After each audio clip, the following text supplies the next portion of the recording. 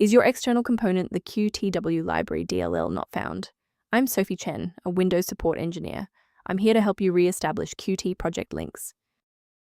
Ensure your Qt.dll library environment is stable by using the recommended tool linked below. This is the Qt.dll library, the Qt Widgets for Technical Applications library.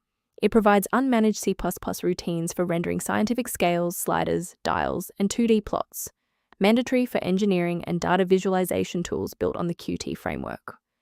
Now that you're up to speed on the file's role, let's begin the repair process. A damaged or incomplete Qt project installation is the most likely cause for this error. You'll need to reinstall the latest official version of Qt project to restore required files such as Qt.dll library DLL to the application directory. In cases where the official installer remains ineffective, we must escalate to a manual review of your system's active runtime state. A simple restart can resolve file in use errors that mimic a missing Qt.dll library message. It's a low-effort step that ensures your operating system starts with a clean execution stack.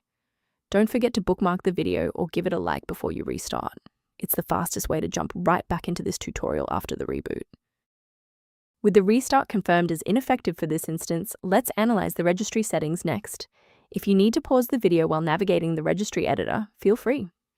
If you're still seeing performance alerts post-reboot, it's time to rebuild the diagnostic registration entries. First, open command prompt as admin. Second, you're going to type lodctr/r, then hit enter. Why are we doing this? Well, the issue is typically found in the registry registration rather than the file itself.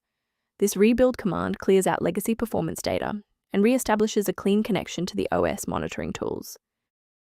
To protect your system architecture, I have a few recommendations regarding file authenticity.